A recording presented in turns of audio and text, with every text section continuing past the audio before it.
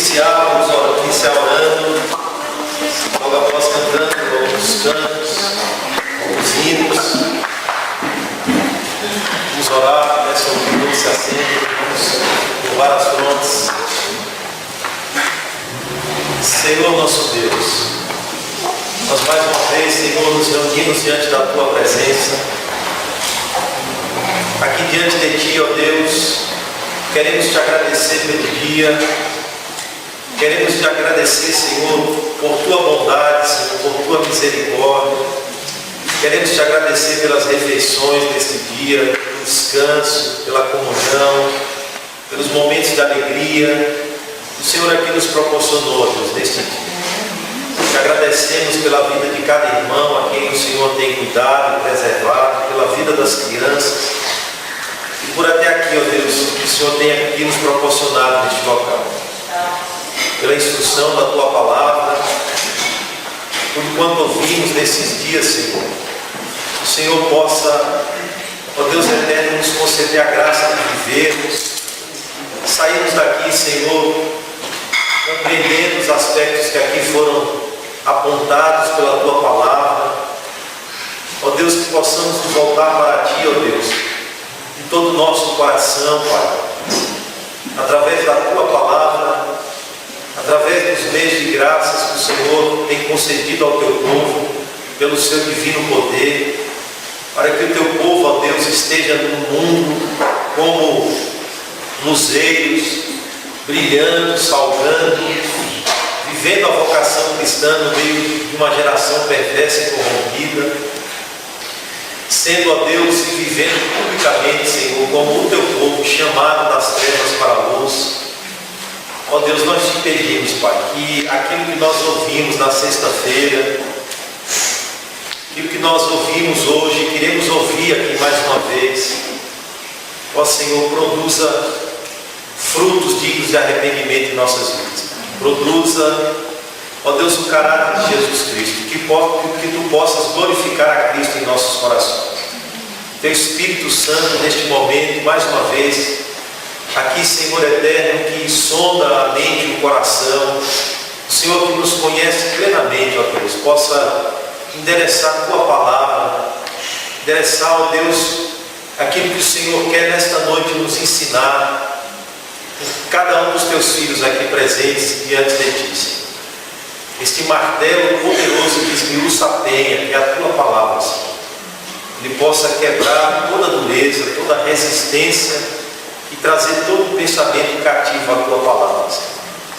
Abençoa mais uma vez o pastor Maurício, que irá aportar a Tua palavra como mensageiro do Evangelho, Senhor, que mais uma vez, no abrir da boca dele, ele possa falar com confiança. Os irmãos aqui presentes, Senhor, possa ter o entendimento iluminado, ó Deus, para que resplandeça a luz do Evangelho a cada um. É o que nós, ó Deus, Te pedimos com o perdão dos nossos pecados. Nos abençoa, nos conduza pelo Teu Espírito Santo neste momento. Conduza este momento, Senhor, para a nossa edificação, correção, instrução. É o que nós, Senhor Deus, Te pedimos em nome de Cristo Jesus. Amém. Meus irmãos, 228, vamos de pé. A Deus demos glória.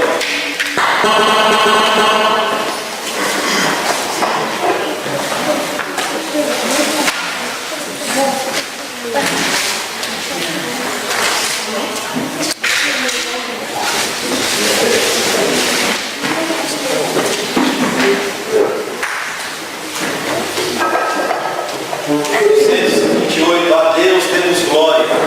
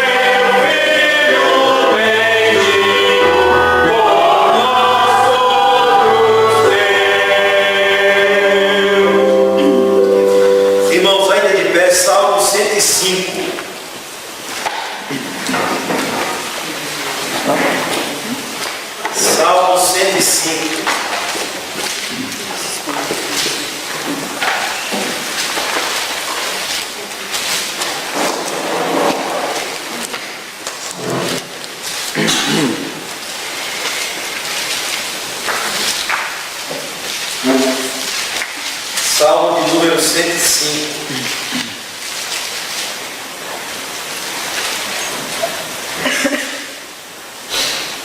Rendei graças ao Senhor, invocai o seu nome, fazei conhecidos entre os povos os seus feitos.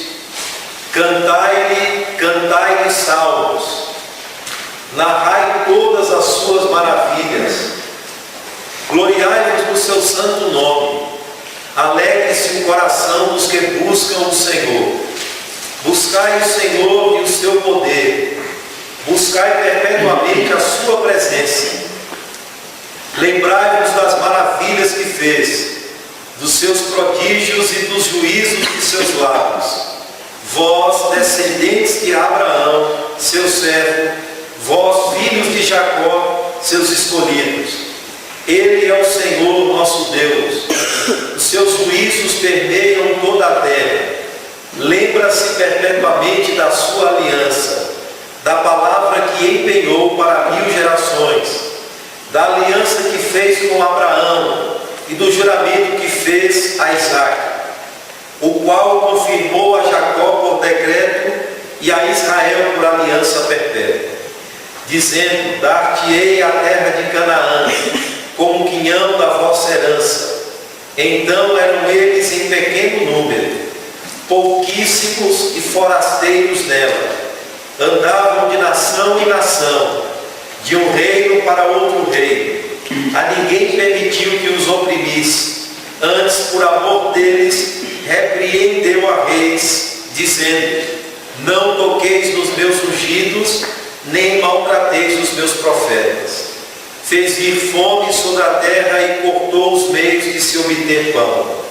Adiante deles enviou um homem, José, vendido como escravo, cujos pés apertaram com grilhões e a quem puseram em ferros, até cumprir-se a profecia a respeito dele e tê-lo provado a palavra do Senhor. O rei mandou soltá-lo, o potentado dos povos o pôs em liberdade. Constituiu o Senhor de sua casa e mordomo de tudo que possuía, para a seu talante sujeitar os seus príncipes e aos seus anciãos ensinar a sabedoria. Então Israel entrou no Egito e Jacó peregrinou na terra de Cã. Deus fez sobremodo fecundo o seu povo e o tornou mais forte do que os seus opressores. Mudou-lhes o coração para que odiassem o seu povo e usassem de astúcia para com seus servos. E lhes enviou Moisés, seu servo, e Arão, a quem escolhera, por meio dos quais fez entre eles os seus sinais e maravilhas na terra de Cã. Enviou trevas e tudo escureceu, e Moisés e Arão não foram recreantes à sua palavra. Transformou-lhes as águas em sangue, e assim lhes fez morrer os peixes.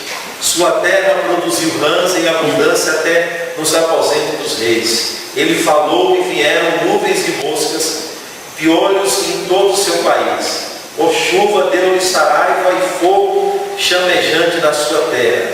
Devastou-lhes os vinhedos e os figueirais e lhes quebrou as árvores dos seus limites. Ele falou e vieram gafanhotos em soltões sem conta, os quais devoraram toda a erva do país e comeram o fruto dos seus campos. Também feriu de morte a todos os primogênitos da sua terra, as primícias do seu vigor. Então fez sair o seu povo, com prata e ouro, e entre as suas tribos não havia um só inválido. Alegrou-se o Egito quando eles saíram, porquanto lhe tinham infundido terror. Ele estendeu uma nuvem que lhe servisse de todo, e um fogo para nos alumiar de noite. Pediram e ele fez vir cordonizes, e os saciou com o pão do céu. Fendeu a rocha e dela brotaram águas, que correram com a corrente pelo deserto, porque estava lembrado da sua santa palavra e de Abraão, seu servo. e conduziu com alegria o seu povo e com jubiloso canto os seus escolhidos. Deu-lhes as terras das nações e eles se apossaram do trabalho dos povos, para que lhes guardassem os preceitos e lhe observassem as leis. Aleluia. Vamos orar, meus irmãos, assim, mais uma vez. Senhor, te agradecemos pela leitura da tua palavra que nós fizemos. Pedimos que o Senhor, ó Deus, aplique sobre os nossos corações a tua palavra, a tua lei. Aplique sobre as nossas vidas a tua escritura, ó Deus, que foi revelado e dado ao seu povo para instrução, para ensino, para que, ó Deus, nós que estamos aqui hoje em Cristo Jesus, sejamos sábios no caminho da salvação, ó Deus. Que a tua palavra, que é lâmpada, que é candeia, ela possa iluminar os nossos caminhos nesta noite. Amém. Que a pregação resplandeça, ó Deus, sobre aquilo que é necessário resplandecer sobre as nossas vidas. E que toda ignorância, ó Deus, persistente, seja dissipada pela luz da tua palavra, pela instrução do teu evangelho, Deus. E que o Senhor traga compreensão nesta noite. Traga compreensão, Pai. Porque só se transformará em graça a tua palavra em nossos corações, havendo compreensão, ó Deus. Havendo, Senhor, entendimento. E o teu Espírito é poderoso para trazer entendimento sobre cada um de nós nesta noite. O teu Espírito é poderoso, Senhor, para esclarecer através da tua palavra a vida do teu povo, Senhor, a tua igreja, a tua herança, aqueles a quem o Senhor tem salvado em Cristo Jesus para um propósito soberano, para desfrutar desta tão grande salvação, ó Deus. E esta salvação que já é desfrutada aqui, Senhor, esta comunhão que temos com o Senhor e que é como rios de águas vivas, ó Deus, e que flui do interior do cristão que tem comunhão com o Senhor, esta salvação possa ser aperfeiçoada a cada dia, Senhor, ela possa ser progressivamente aperfeiçoada, a fé do seu povo possa ser progressivamente amadurecida, fortificada, ó Deus, firmada na palavra do Senhor. Amém. É o que nós te pedimos nesta noite, que o teu povo, ó Deus, esteja firme no teu evangelho, Pai, que o teu povo esteja firme na tua vontade, Senhor, é o que nós te pedimos em nome de Cristo Jesus, Pai. Amém. Amém. Meus irmãos, o último canto, 373. Junto a ti, vamos de pé. 373, junto a ti.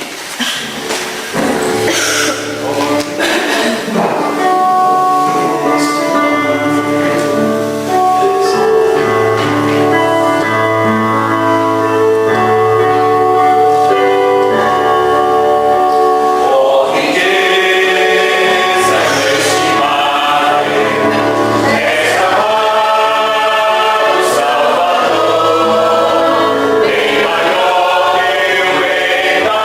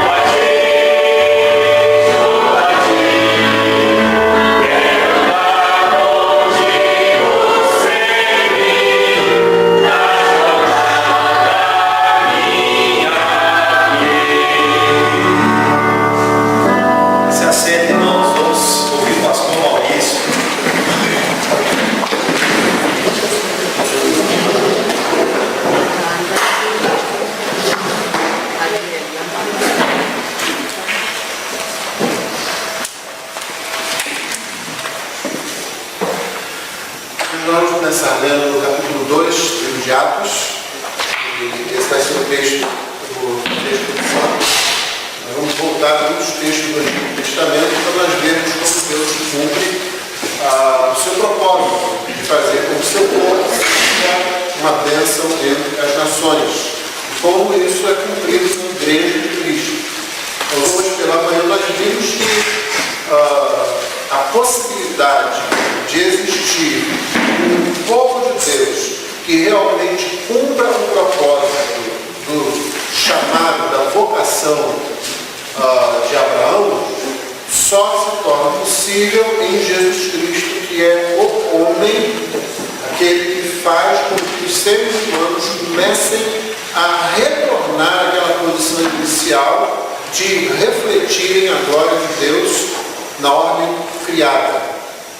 Somente através de Cristo que isso será possível, como nós vimos pela manhã, Israel fracassou em todos os três grandes momentos de sua existência, como uma confederação tribal entre as nações, depois como monarquia entre as nações, depois como povo espalhado entre as nações. Nenhuma dessas circunstâncias o povo de Israel foi capaz de perceber o seu chamamento como sendo um chamamento para ser luz entre as nações, por atrair o olhar das nações e por ser o modelo do que deveriam ser todos os homens e mulheres sobre a face da terra.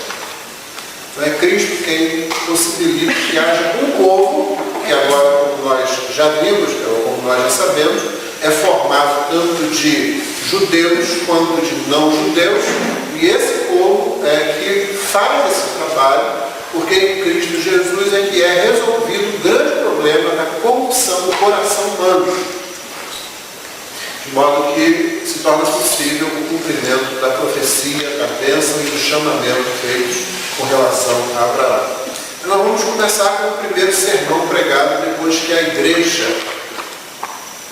agora com a permanente presença do Espírito Santo, com a presença óbvia do Espírito Santo, com a presença democratizada do Espírito Santo, ou seja, o Espírito Santo sendo concedido a todas as pessoas, homens, mulheres, cultos e ignorantes, pobres, ricos, nobres, plebeus, senhores, escravos, anciãos, jovens, tanto faz, após essa descida do Espírito Santo, que só acontece por causa de Cristo ser glorificado.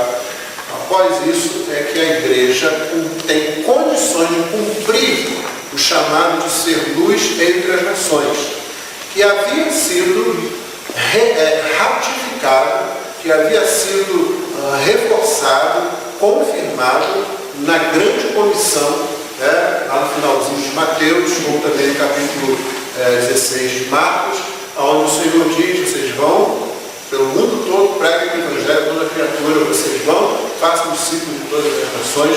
Não é nada mais do que o eco de Gênesis 12, uma vez em ti abençoarei todas as nações, todas as famílias da terra. Então é o Espírito Santo presente que possibilita isso. O Espírito Santo só é presente dessa forma porque Cristo foi glorificado. Cristo foi glorificado porque ele cumpriu perfeitamente a justiça do Pai, na sua vida, na sua morte, na sua ressurreição. Então é Cristo Jesus que possibilita tudo isso. Eu creio que o discurso de Pedro, a pregação de Pedro, a primeira mensagem da igreja é um bom ponto de partida para que a gente olhe tanto para o passado como para o futuro da igreja. Então eu passo a ler Atos 2, versículo 14 em diante. Então se levantou Pedro com os 11 e, erguendo a voz, advertiu-os nestes termos: varões judeus e todos os habitantes de Jerusalém, tomai conhecimento disto e atentai nas minhas palavras. Estes homens não estão embriagados, como vindes pensando, sendo esta a terceira hora do dia. Mas o que ocorre é o que foi dito por intermédio do profeta Joel. E acontecerá, aqui está citando o livro de Joel, e acontecerá nos últimos dias, diz o Senhor, que derramarei o meu espírito sobre toda a carne. Vossos filhos e vossas filhas profetizarão, vossos jovens terão visões e sonharão vossos velhos. Até sobre os meus servos e sobre as minhas servas derramarei do meu espírito naqueles dias e profetizarão. Mostrarei prodígios em cima do céu e sinais embaixo na terra, sangue, fogo e vapor de fumaça. O céu se converterá em trevas e a lua em sangue, antes que venha o grande e glorioso dia do Senhor. E acontecerá que todo aquele que invocar o nome do Senhor será salvo. Varões israelitas, atendei a essas palavras. Jesus, o Nazareno, varão aprovado por Deus diante de vós, com milagres, prodígios e sinais, os quais o próprio Deus realizou por intermédio dele entre vós, como vós mesmos sabeis, sendo este entregue pelo determinado desígnio e presciência de Deus, vós o matastes, crucificando-o por mãos de iníquos, ao qual, porém, Deus ressuscitou, rompendo os grilhões da morte, porquanto não era possível fosse ele retido por ela. Porque a respeito dele diz Davi, e aí ele passa a citar um salmo: diante de mim via sempre o Senhor, porque está à minha direita, para que eu não seja abalado. Por isso se alegrou o meu coração e a minha língua exultou. Além disto, também a minha própria carne repousará em esperança. Porque não deixarás a minha alma na morte, nem permitirás que o teu santo veja corrupção. Fizeste-me conhecer os caminhos da vida, encher-me-ás de alegria na tua presença. Irmãos, seja-me permitido dizer-vos claramente a respeito do patriarca Davi, que ele morreu e foi sepultado, e o seu túmulo permanece entre nós até hoje. Sendo, pois, profeta, e sabendo que Deus lhe havia jurado que um dos seus descendentes se assentaria no seu trono, prevendo isto, referiu-se à ressurreição de Cristo, que nem foi deixado na morte, nem o seu corpo experimentou corrupção. A este Jesus, Deus ressuscitou, do que todos nós somos testemunhas. Exaltado, pois, à destra de Deus, tendo recebido do Pai a promessa do Espírito Santo, derramou isto que veio e ouvis. Porque Davi não subiu aos céus, mas ele mesmo declara, e aí ele cita outro salmo: disse o Senhor ao meu Senhor, assenta-te à minha direita, até que eu ponha os teus inimigos por estrado dos teus pés. Esteja absolutamente certa, pois, toda a casa de Israel, de que a este Jesus que vós crucificastes, Deus o fez Senhor e Cristo. Ouvindo eles estas coisas, compungiu-se-lhes o coração e perguntaram a Pedro e aos demais apóstolos: que faremos, irmãos? Respondeu-lhes Pedro: arrependei-vos e cada um de vós seja batizado em nome de Jesus Cristo para a remissão dos vossos pecados e recebereis o dom do Espírito Santo. Pois para vós outros é a promessa, para vossos filhos e para todos os que ainda estão longe, isto é, para quando o Senhor nosso Deus nos chamar.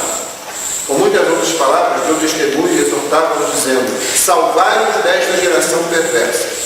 Então, os que aceitaram a palavra foram batizados, havendo um acréscimo naquele dia de quase 3.000 pessoas. E perseveravam na doutrina dos apóstolos e na comunhão do pão, no partir do pão e nas orações. Em cada alma havia temor e muitos prodígios e sinais eram feitos por intermédio dos apóstolos. Todos os que creram estavam juntos e tinham tudo em comum. Vendiam suas propriedades e bens, distribuindo o produto entre todos à medida que alguém tinha necessidade. Diariamente perseveravam unânimes no templo, batiam o pão de casa em casa e tomavam as suas refeições com alegria e singeleza de coração, louvando a Deus e contando com a simpatia de todo o povo. Enquanto isso, acrescentava-lhes o Senhor dia a dia os que iam sendo salvos. Amém. Antes da gente abordar o texto, a gente vai dar uma olhada em alguns textos do Antigo Testamento que são o apoio sobre o qual esse evento aconteceu e o apoio sobre o qual Pedro prega esta mensagem, prega essa palavra partindo do livro de Joel, do profecia de Joel, e de vários salmos que estão presentes aqui. Salmo 16, Salmo 110, entre outros salmos. E nós precisamos fazer isso, porque senão nós temos a tendência de sucumbir àquelas 4 páginas que geralmente os editores deixam entre o Antigo e o Novo Testamento. Pelo menos era esse o costume. Você pegar uma edição antiga, eu nem sei essa aqui se tem isso, mas eles deixavam sempre 4 páginas. Às vezes deixavam 4 folhas inteiras, simbolizando os 400 anos de silêncio de voz profética em Israel, desde o último profeta do Antigo Testamento. E aí, quando a gente tem aquele período de silêncio ali, a gente passa do Antigo para o Novo Testamento, a gente corre muito o risco de achar que começou uma coisa totalmente nova, que é um grupo totalmente novo, que a mensagem agora é que é para valer, e nunca foi essa a intenção de Deus. Pelo contrário, a mensagem ainda é a mesma, o povo de Deus ainda é o mesmo, sendo que agora aperfeiçoado em Cristo Jesus, e a missão não mudou. A vocação, o chamamento para o povo de Deus não foi alterado na passagem do Antigo para o Novo Testamento. Por isso, a gente precisa ter um conhecimento das Escrituras que valorizem o Antigo Testamento. Os irmãos viram, nós lemos o capítulo 19 de Levítico, e nós percebemos que todas aquelas leis que aí estão, nada mais são do que a expressão do caráter de Deus. E um tipo superior de justiça, um tipo superior de relacionamento social, um tipo superior de cuidado com a criação, o que não acontecia entre as outras nações.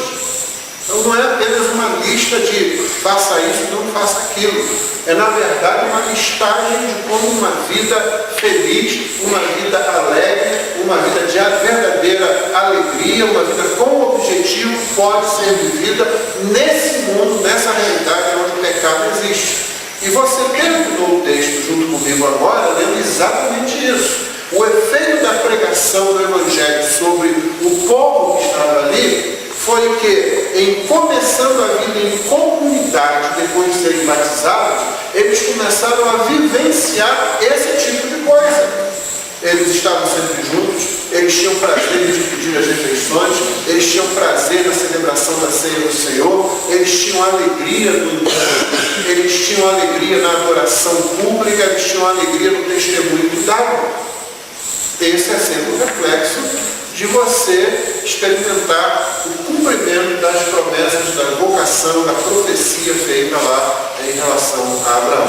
Então vamos a alguns textos do Antigo Testamento que vão nos ajudar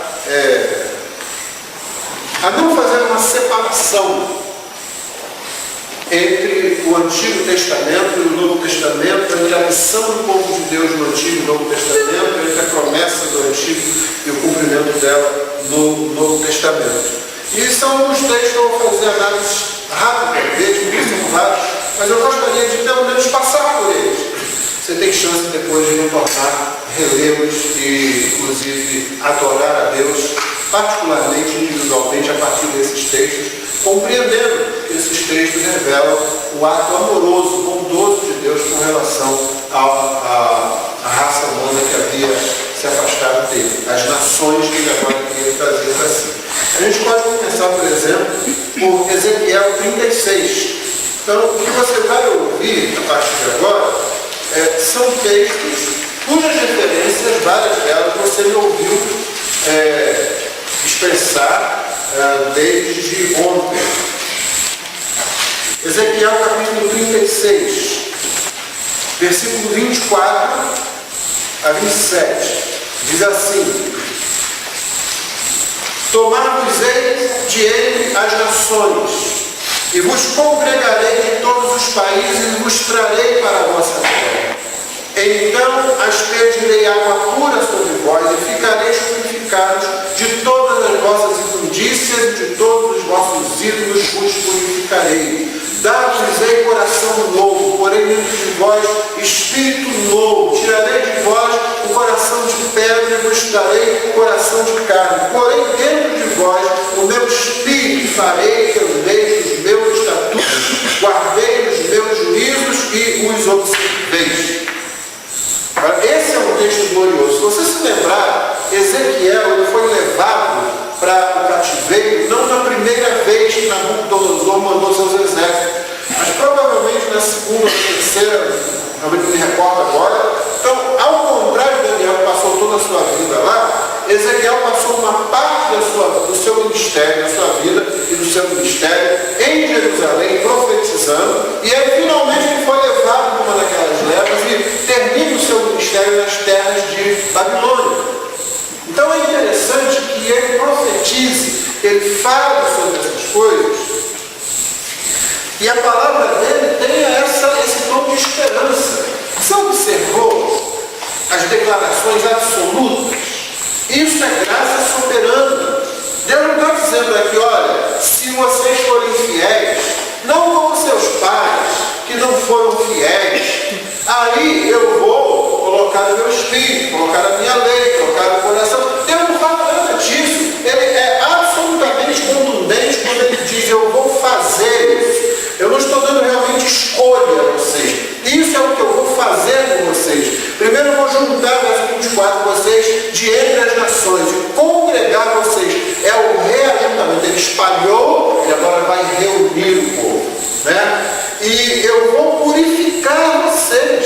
Verso 25, por aspergir a água, eu vou acabar com esse negócio dos ídolos no coração de vocês. Verso 26, eu vou trocar o coração de vocês. Vou dar uma nova atitude para vocês, vinda de dentro para fora. Eu vou pegar o coração de carne, de pedra, e vou colocar um coração de carne, esse coração duro, esse coração de incredulidade, que foi característica de vocês, dos pais de vocês, todo o povo de Israel. Eu vou trocar isso, e mais, eu vou colocar dentro de vocês o meu espírito. O espírito vai habitar dentro de vocês. E eu vou fazer, olha como é que está aqui, e farei que andeis. Não é interessante isso? Eu vou fazer isso. Vocês vão andar nos meus estatutos, vão guardar os meus juízos e vão observá-los. Essa é uma grande promessa. Se você fosse um descendente de Israel e ouvisse essa promessa, você ia ficar muito contente. Porque se você lembrasse da sua história de constantes desvios, dos seus pais se desviando, você ia ficar muito contente. Finalmente Deus resolveu isso. Né? Ele não vai deixar mais comigo para resolver isso. Eu não sei como ele vai fazer isso, mas de alguma forma ele vai fazer isso. Será que ele vai me transformar num robô? Será que eu vou virar uma marionete? A história futura diz que não é assim, mas Deus vai cumprir isso como cumpriu, como está fazendo em você. Ou alguém está adorando a Deus aqui, obrigado. Pode ser que numa congregação de Deus você encontre alguém que está ali se sentindo forçado, alguém que está ali não gostando. Você vai encontrar talvez ou um crente muito imaturo, ou talvez você vai encontrar um não convertido que está dentro da igreja.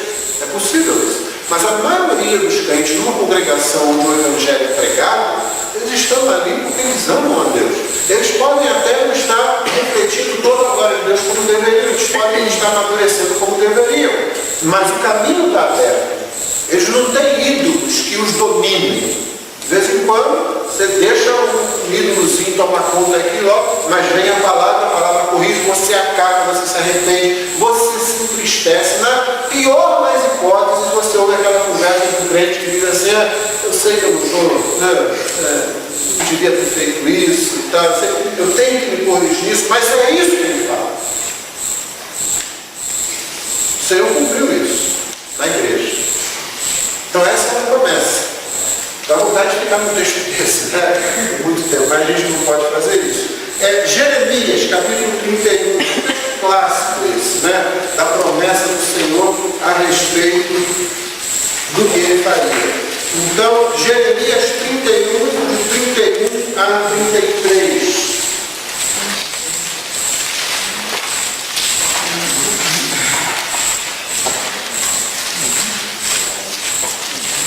Evangelho de Jeremias 31 a 33. É porque é isso que é, não é? Boas novas. Boas novas. Não, olhe bem, havia duas coisas que estariam presentes. Os profetas falaram sobre isso também. E você viu isso na pregação de Pedro, quando ele cita Joel, a juízo e a graça.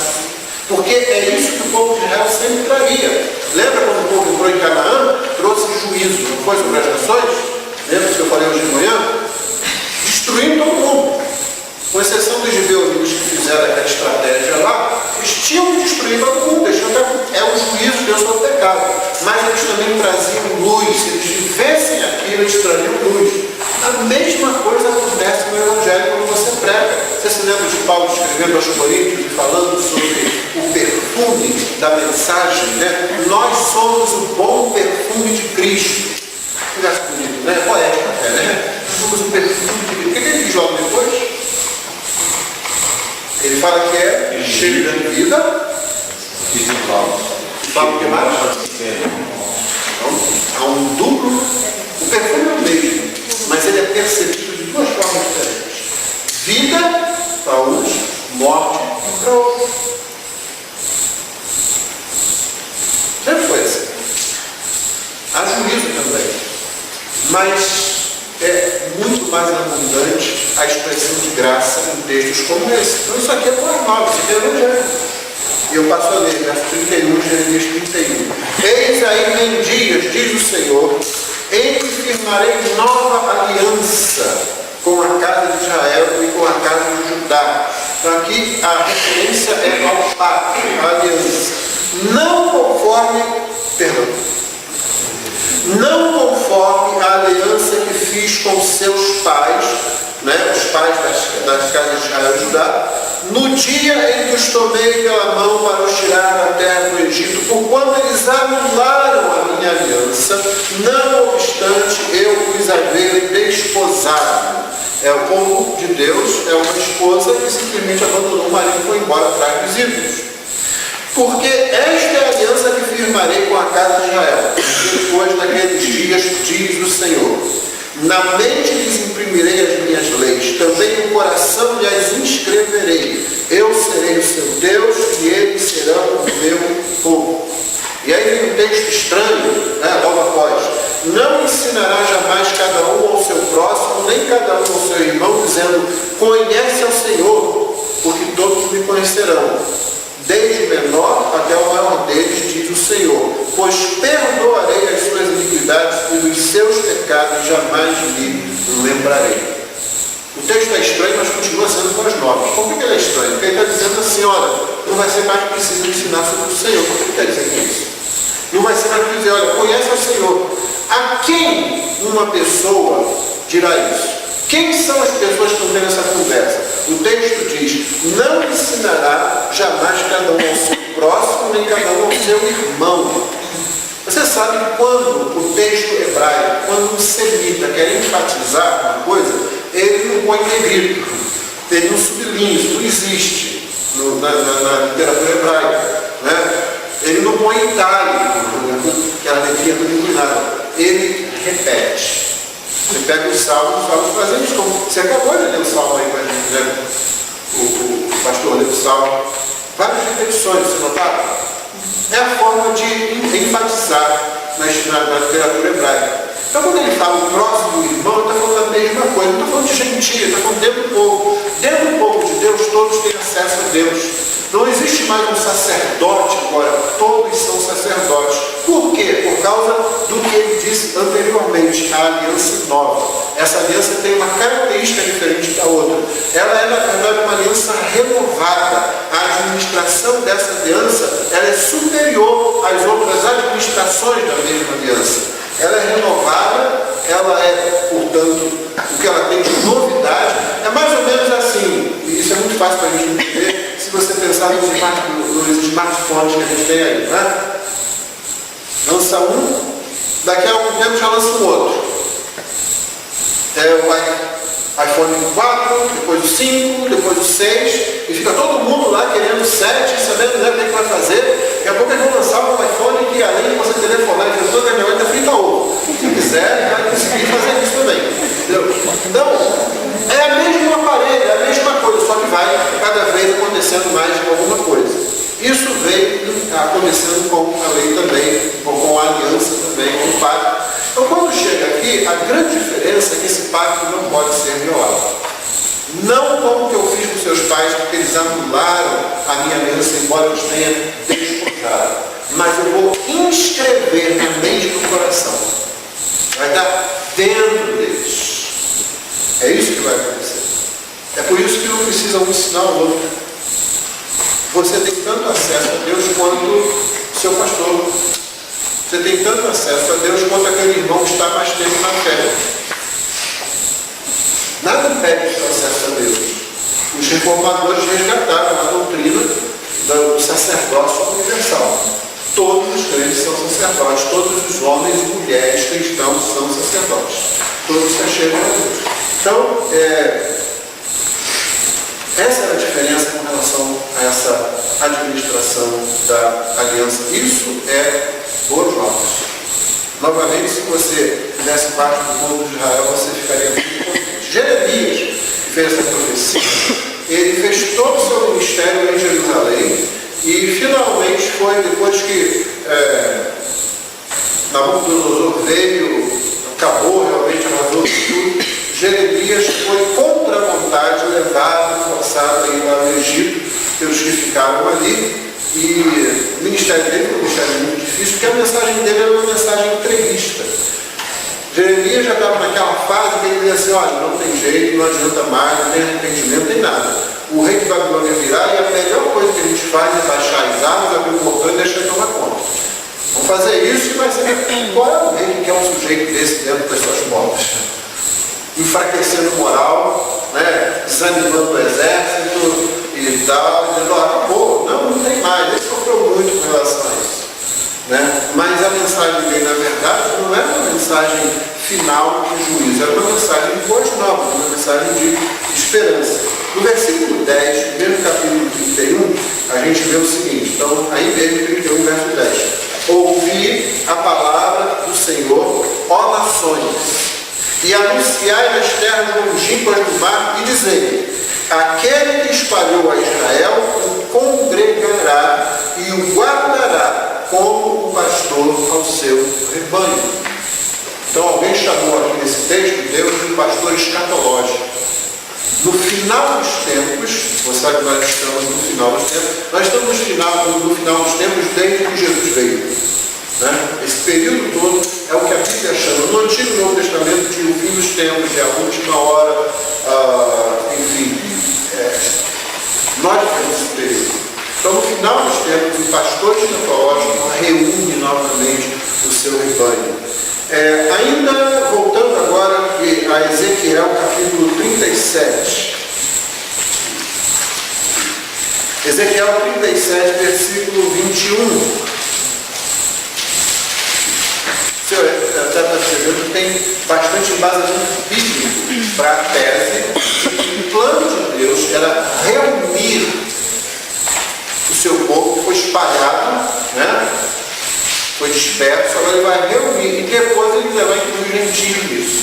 Esse era o plano e isso que Jesus Cristo veio fazer. Foi isso que Jesus Cristo veio fazer quando veio salvar o seu povo. Não foi assim que o anjo falou? Ele salvará o seu povo dos pecados deles. Olha lá em Mateus capítulo 2, quando o anjo fala com José, no seu nome será Jesus, que significa Yahvé salva, né? Yahvé é salvador, ele salvará o seu povo dos pecados deles. Então aí no capítulo 37 de Ezequiel, versículo 21 a 28, diz-lhes, pois, assim diz o Senhor Deus. E é bonito isso, não é? Várias vezes os profetas Jeremias, Ezequiel, Isaías também, é a palavra do Senhor, não é? A gente está inventando, nós não criamos isso, nós somos só os mensageiros. Ele me mandou dizer isso. Eis que eu tomarei os filhos de Israel de entre as nações para onde eles foram e os congregarei em todas as partes e os levarei para a sua própria terra. Farei deles uma só nação na terra dos montes de Israel e um só rei será rei de todos eles. Nunca mais serão duas nações. Você se lembra que eles foram divididos em reino do sul e reino do norte, né? Nunca mais serão duas nações. Nunca mais para o futuro se dividirão em dois reinos. Nunca mais se contaminarão com os seus ídolos, nem com as suas abominações. Lembra que foi esse o grande problema? Israel se contaminando pelas nações que estavam ao seu redor, nem com qualquer das suas transgressões. Livrá-los-ei de todas as suas apostasias em que pecaram e os purificarei. Assim eles serão o meu povo e eu serei o seu Deus. O meu servo Davi reinará sobre eles Não é à toa que Jesus várias vezes é chamado de filho de Davi. Vou lembrar do cego, né? Bartimeu, filho de Timeu, né? Filho de Davi, tem misericórdia de mim. O pessoal tremeu, os judeus tremeram quando ele falou isso. Porque qualquer judeu sabia o que essa expressão significava. Ele não estava só o descendente da casa de Davi, não. Ele está falando, esse é o rei escatológico prometido. Esse é o Messias. O meu servo Davi reinará sobre eles, todos eles terão sua pastora, andarão nos meus juízos, guardarão os meus estatutos e os observarão. Eles não vão tentar guardar, eles vão guardar já. Eles vão observar. Meu irmão, para a gente não se perder aqui, lembre-se que é isso que acontece com você. Você guarda todos os estatutos. Você guarda toda a lei. Aquilo que Israel nunca conseguiu fazer, a igreja consegue fazer. Você guarda toda a lei. Você guarda todos os estatutos e mandamentos do Senhor. Todos que são crentes guardam. Agora, evidentemente, quando você olha no espelho, você diz, o pastor não me conhece. O pastor está fazendo que ele vem lá no Rio, não conhece ninguém, né? Pode ser que lá na igreja dele seja assim, porque comigo não é bem assim, não. Né? Hoje mesmo a gente fazendo aquela caminhada, os adolescentes que foram parabéns, porque não estavam acostumados, né? Eles não encararam o que fizeram. E alguns foram bem preparados de chinelo. Fizeram assim mesmo, isso não impediu nada, não. Deram a cara e fizeram. Eu acho que dá para surgir um bom grupo de caminhada aqui. Né? Quem sabe vocês não conseguem convencer certas pessoas a serem menos urbanos, né? Ele estava lá, não pode ser ele. Né? Mas nessa caminhada, o filho de Luiz, Davi, ele vira para mim e diz assim, mas o impaciente Moisés. Ele se refere a Moisés, o impaciente Moisés, não sei o que, eu falei, eu queria ver você à frente daquele Quando Deus falasse assim, olha, vem cá que eu vou destruir esse povo, você ia dizer, destrói mesmo, acaba com isso. Acaba, chega. Entendeu? Acaba com isso. Né? O povo não guardava. O povo não guarda. E aí vem esse camarada aqui, né? E diz assim, não, realmente. Está chamando Moisés de impaciente, etc e tal. E eu estou dizendo que ele guarda toda a lei. Eu estou dizendo que ele guarda todos os estatutos. Como? Você sabe como. Eu não sei se nas pregações que você ouve dominicalmente. Né? Meu irmão, você não tem que guardar os mandamentos de Deus. Você já faz isso. Se você pensar que você não guarda, é porque você não entendeu a obra de Cristo na cruz e não entendeu a obra do Espírito em você. Pode ser que o reflexo disso na sua vida, no processo de santificação, esteja deficiente. A santificação, você olha a igreja e vê uns mais maduros, outros menos maduros. Mas se você aprende, se você professa a sua fé em Cristo, você cumpre todos os mandamentos. Deus disse que faria isso, Deus fez isso em você. Nunca pense, nem por um segundo, que você está devendo qualquer coisa da lei a Deus. Isso é conversa do diabo. O diabo é que usa isso para acusação. O que você deveria pensar é que se você se deixa levar por qualquer coisa que faça você desagradar a Deus com algum pecado, com alguma coisa assim, os seus pensamentos deveriam ser o seguinte, como eu estou fazendo isso, eu preciso parar, eu preciso confessar a minha fraqueza e a minha dependência. Mas do lado de Deus, quando Deus olha para você, Ele só vê perfeição. Quando Deus põe um gabarito sobre a sua vida, você sabe como é que é o gabarito? Você gabaritou a prova, você acertou tudo. Não é? Deus põe assim, acertou tudo, um gabarito que não é comum. Mas por quê? Porque quando Deus põe o gabarito de Cristo que foi colocado sobre a vida dele, sobre a minha vida, é Cristo. É quando ele olha a justiça de Cristo. Então eu sou constrangido, meus atos de obediência só são cabíveis, só são compreensíveis se eles forem uma resposta de amor a Deus. Os meus atos de obediência são uma resposta imperfeita de amor a Deus, mas tem que ser uma resposta de amor.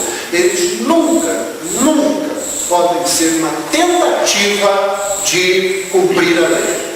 Eles nunca podem ser nenhuma tentativa de ser justo diante de Deus. No momento que você faz isso, você abandonou a graça e foi para o mérito, foi para as obras. Não tente fazer isso. Não tente agradar a Deus.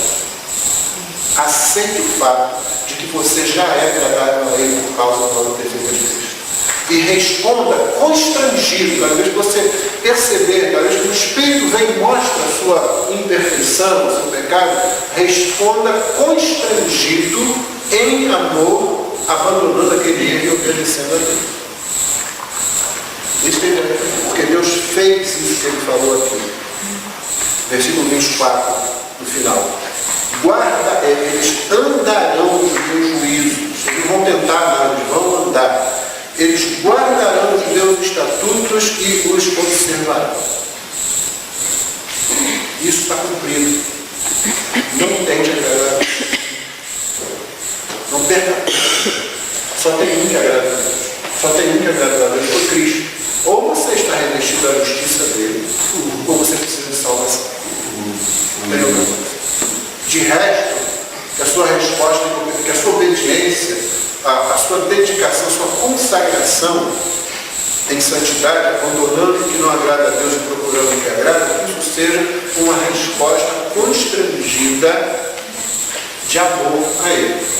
A única coisa, o único modo de se compreender a nossa obediência. Porque se a sua obediência for uma tentativa de alcançar 1 miligrama de justiça, você está abandonando a graça e indo para as obras.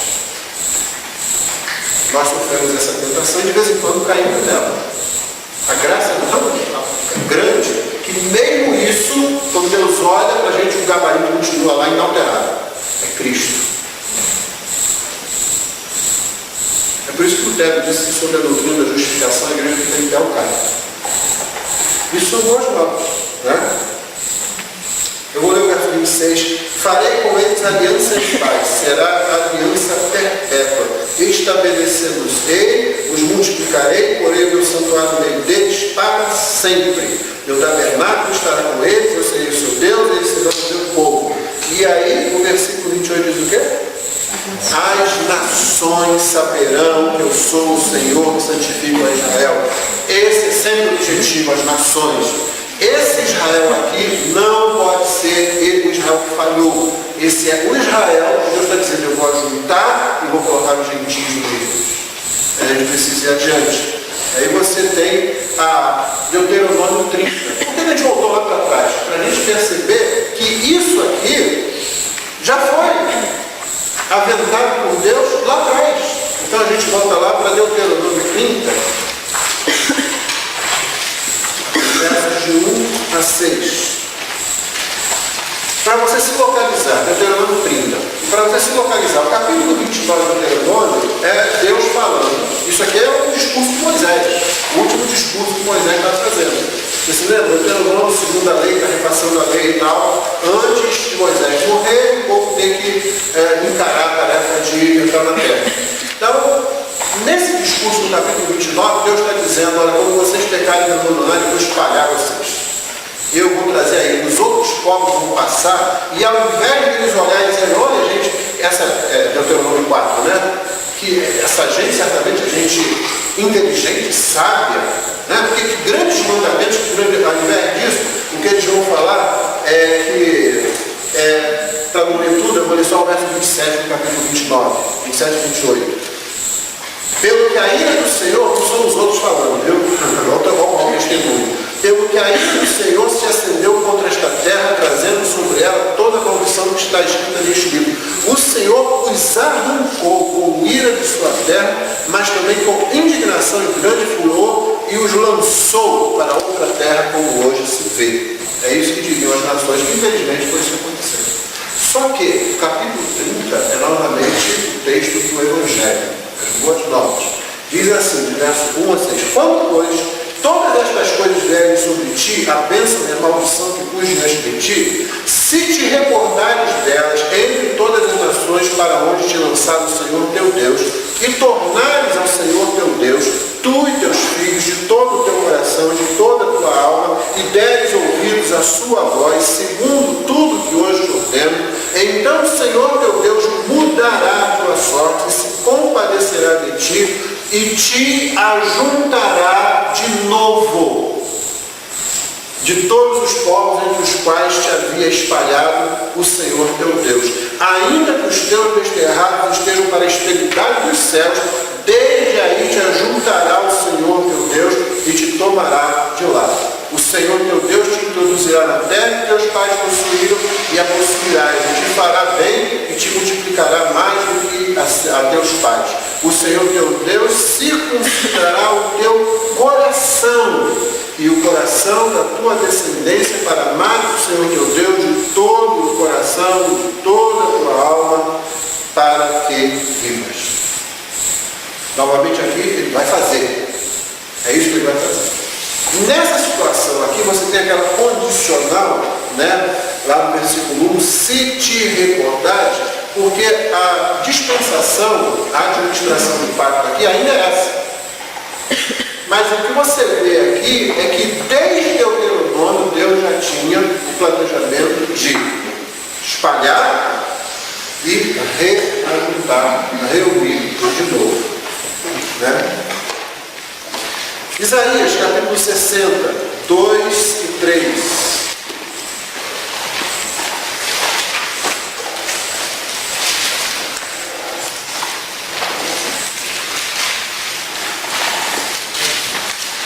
Isaías 60, versos 2 e 3. Porque eis que as trevas cobrem a terra e a escuridão dos povos, mas sobre ti, ele está falando com o povo dele, sobre ti aparece resplandecente o Senhor, e a sua glória se vê sobre ti.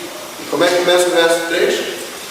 As nações se encaminham para a tua luz, e os reis para o resplendor que te nasceu. Povo de Deus atraindo as nações. Esse é o planejamento de Deus sempre. E depois disso vamos para um dos últimos livros do Antigo Testamento, que é Zacarias, capítulo 8, versículo 23.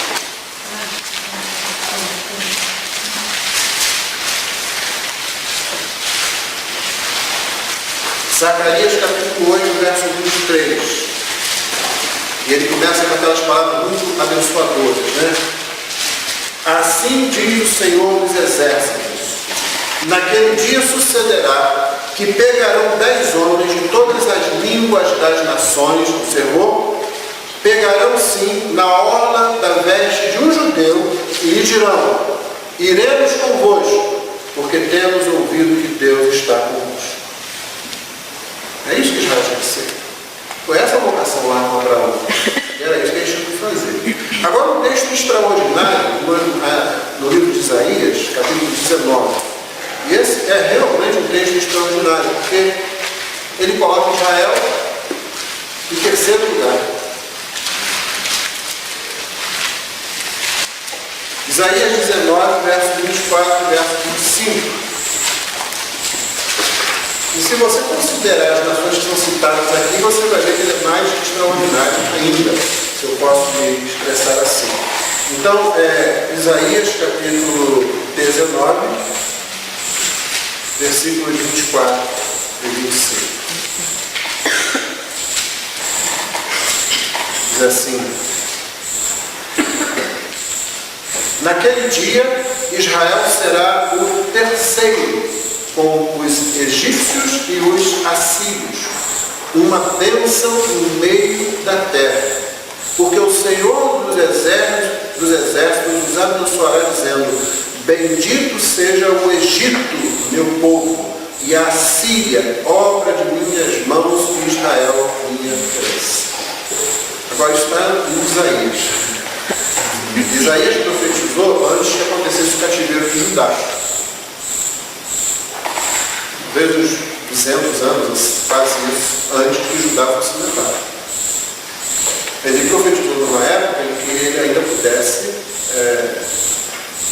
em que ele pregava ainda o arrependimento sendo possível para evitar o cativeiro. E aí é muito interessante que ele cite o Egito, né? Foi a terra do cativeiro,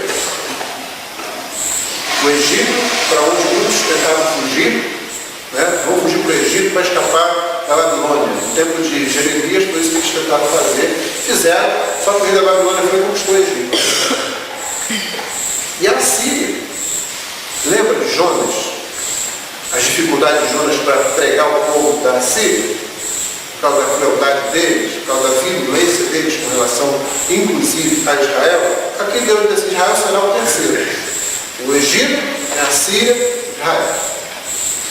E o Egito, meu povo. A Síria, obra das minhas mãos. Israel, minha herança. Todo mundo igual. Essa é a ideia. Essa é a ideia. Ajudar, reunir o povo, colocar os gentios no meio do povo. Né?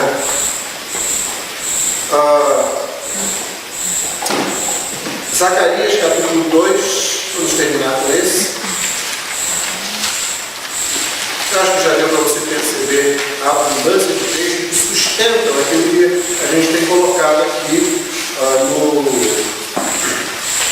durante esses dias. Né? Zacarias capítulo 2, versículos 10 e 11. Canta e exulta, ó filha de Sião, porque eis que venho e habitarei no meio de ti, diz o Senhor. Naquele dia muitas nações se ajuntarão ao Senhor, muitas nações, e serão o meu povo. Habitarei no meio de ti, e saberás que o Senhor dos Exércitos é quem me enviou a ti. Filha de Sião, exulta, mas naquele dia muitas nações virão e serão, muitas nações se ajuntarão ao Senhor e serão o meu povo. E é interessante que lá em Mateus capítulo 8, verso 11, o Senhor Jesus tem uma daquelas palavras que fazia com que, principalmente a liderança dos judeus, ficasse bastante perturbada, né? Mais do que perturbada, né? Capítulo 8 de Mateus, verso 11, ele diz assim: digo-vos que muitos virão do Oriente e do Ocidente, tomarão lugares à mesa com Abraão, Isaque e Jacó no reino dos céus, ao passo que os filhos do reino serão lançados para fora das trevas. Ali haverá choro e ranger de dentes. Jesus fez isso quando ele curou o servo daquele centurião, lembra? É um centurião romano, um gentio. Não era visto para um judeu entrar na casa de um gentio, se tornaria imundo. Você deve se lembrar da dificuldade que Pedro teve para fazer isso lá em Atos 10, para entrar na casa de Cornélio. Deus teve que desenhar para ele, até convencer para ele lá. Então aqui, o Senhor Jesus disse assim: eu vou lá curar. E o centurião perguntou: não, eu conheço como funciona a autoridade. O Senhor tem autoridade. Eu não sou digno do Senhor entrar na minha casa, não. Mas se o Senhor falar que ele é curado lá, eu por sempre essa função do Senhor me curar. Então eu tenho gente que está acima de mim e tem gente que está abaixo de mim. Quando eu recebo uma ordem, eu cumpro. Quando eu dou uma ordem, o servo cumpre. As coisas estão debaixo do poder do Senhor. O Senhor só tem que falar aqui. Eu não precisa se rebaixar assim. Eu não quero criar esse problema. Né? E o Senhor dirá: nem Israel tem tanta fé. Por isso eu estou dizendo que muitos virão de fora, de longe. Ele não está se referindo a israelitas que moram longe, não. O objeto o pivô da situação é aquele romano, é aquele centurião. Virão de longe, do ocidente, do oriente, vão se sentar à mesa com Abraão, Isaque, Jacó, os filhos do rei, vão ser lançados fora. A parábola do filho pródigo, irmãos, é isso. O ponto da parábola do filho pródigo, a razão por que Jesus está contando aquilo ali, não é um garoto que vai, vende tudo, e perde tudo e volta, é o filho mais velho. O filho mais velho tinha uma família de judeus, ele tinha obrigação, principalmente quando o pai ficasse idoso ou ficasse pai. Você lembra que Maria vai falar com Jesus? Lá em Caná de Galileia, capítulo 2 de João? Olha, eles não têm vinho. Por quê? É muito provável, estudiosos daquele texto entendem algumas coisas, que José já havia morrido naquele momento. Foi o início do ministério de Jesus, ele estava com cerca de 30 anos, José já teria morrido. O que não é de se espantar, porque José seria provavelmente muito mais velho que Maria. E Maria, alguns termos que são usados, parece que ela era uma pessoa responsável por aquela festa. Talvez fosse algum parente que estivesse casando, né? E na hora que faltou, ela não é responsável pela totalidade da festa, mas principalmente pelo acompanhamento da noiva e coisas assim. Quando faltou, ela vai para o filho mais velho. O filho mais velho resolvia as coisas. O filho mais velho tinha que conduzir as situações. Portanto, quando o filho mais novo vai, pega tudo e volta arrependido, o pai dá uma festa, a atitude do filho mais velho, né, que nunca foi para lugar nenhum, sempre teve tudo ali junto com o pai, a atitude dele, Jesus quer enfatizar naquele momento. Porque o filho mais velho deveria se alegrar com aquilo que alegrou o pai. No entanto, você vê que a reação dele foi completamente diferente. Obviamente, ficou claro isso para as pessoas que estavam ouvindo. Jesus falava, o filho mais velho é Israel. Israel deveria conduzir as nações a Deus. Os povos veriam, lembra? Né?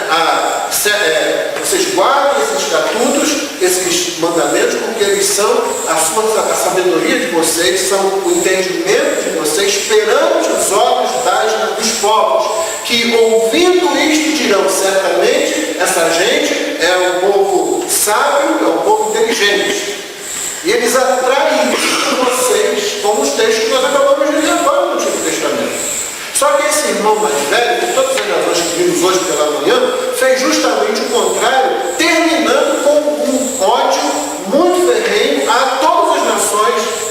Era justamente quem eles deveriam abençoar, no meio de quem eles deveriam ser uma bênção, como Abraão tinha sido chamado para ser. Deus pronunciou o irmão mais velho.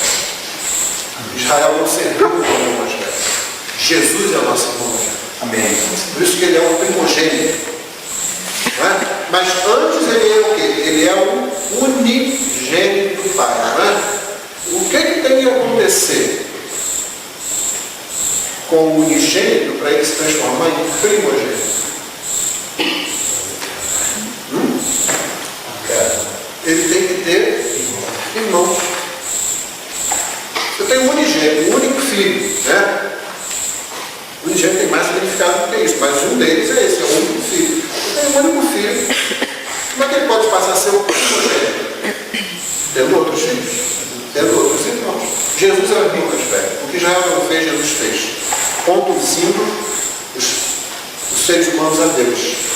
E assim, criando a possibilidade e efetivando a possibilidade de que o Israel de Deus cumprisse a vocação feita lá com relação a Abraão. Só que agora, como você leu lá, as nações vêm se juntarão, serão um povo de Deus, como nós lemos em Zacarias. Como nós lemos em Isaías, Israel será o terceiro, o Egito, a Síria, quer dizer, outras nações juntas em Deus. E é Cristo que faz isso. Quando ele cura o servo do centurião, ele diz assim, olha, eu estou dizendo para vocês enfaticamente, que é isso que significa quando ele fala verdade, verdade. Literalmente em grego isso é amém, amém. Que é o amém que a gente usa, né? O amém quer dizer isso, é verdade, é exatamente isso. Eu concordo com isso, isso é. Então, quando o judeu fala isso, ele está dizendo, olha, enfaticamente eu estou dizendo a vocês que virão muitos do Oriente, do Ocidente, sentarão a menos que os reis serão lançados fora. O irmão mais velho não prestou. É isso. Mas Deus não vai lançar todos eles, não. Tem sempre remanescente, não é? E Deus tem um remanescente com os gentios, esse aqui é o Israel que vai cumprir a vocação feita lá. Lembrando, Cristo é quem possibilita isso. Ele é o irmão mais velho que, ao invés de ter empurrado, pelo contrário, é ele quem corre e recebe o irmão mais novo e traz que bom que você lutou. Nós somos o irmão mais novo. Nós gastamos tudo. Nós formamos o Pai. O nosso irmão mais velho, ele não fica lá fora, não. É ele quem dá a festa. É ele quem faz a festa. E, por último, para a gente voltar ao texto lá de Atos, Lucas 2, 34. Lucas 2, o que você tem é a consagração de Jesus no templo. Algum tempo depois do seu nascimento, ele é levado lá, encontra um homem chamado Simeão. Deus tinha dito que ele não morreria antes de ver a esperança. Olha só no texto de Lucas 2, 25. Lucas 2, 25. Havia em Jerusalém um homem chamado Simeão, homem este justo e piedoso, que e esperava a consolação de Israel. O Espírito Santo estava sobre ele. Parece uma descrição bonita, não é? Ele é um homem justo, é piedoso, aguarda em Deus e o Espírito Santo está sobre ele. Havia outras pessoas assim. Deus não tinha abandonado o seu povo. A nação, enquanto nação, no entanto, tinha falhado. O que nós queremos, quando a gente fala de igreja missional, é justamente que não haja 1, 2, 3, 5 na igreja. Simeone, nós queremos a nação. É a igreja vivendo a sua vocação no meio dos povos. A igreja formada de judeus e gentios. É que não seja preciso fazer essa descrição aqui, porque ele é um, e com ele, os poucos, ele uma nação que estava às cegas, como ovelhas e pastor. E é a descrição que o próprio Cristo faz do Israel do seu tempo. Revelaram no Espírito Santo que não passaria pela morte antes de ver o Messias, o Cristo, o Senhor. Movido pelo Espírito, é bom, né? Quando o Espírito Santo está sobre a gente, não é? Que descrição é essa? O Espírito Santo conduz, o Espírito Santo orienta, o Espírito Santo dirige. É isso que acontece. O Espírito Santo aqui é a palavra do Espírito Santo. Você quer ser dirigido pelo Espírito Santo? Coma a palavra do Espírito Santo. Absorva a palavra do Espírito Santo. Né? E ele vai conduzir você. Não precisa abrir a Bíblia para saber cada coisa, não. À medida que você vai amadurecendo, você conhece melhor o seu Pai Celestial, porque ele é revelado aqui. E você então vai amadurecendo e tomando as decisões necessárias, sabendo tomar as decisões necessárias. Mesmo que você não souber, ele conduz você. É aquilo que Jonathan Edwards chamava de impressões diretas do Espírito. E às vezes o Espírito coloca aquelas impressões no nosso coração, né? Não é uma nova revelação, não. É a aplicação disso que você sabe a sua vida num determinado momento. E às vezes, e aí a exceção, sublinhar, exceção. Às vezes, quando você está muito fragilizado, muito quebrado, você está destroçado, ou porque você está enfrentando uma situação que destroçou você lá embaixo, ou porque, como já aconteceu comigo, não ensinaram o Evangelho, a palavra de Deus. Então você tem deficiência no seu conhecimento de Deus. Mas ainda assim, Deus misericordiosamente vem e conduz você. É exceção.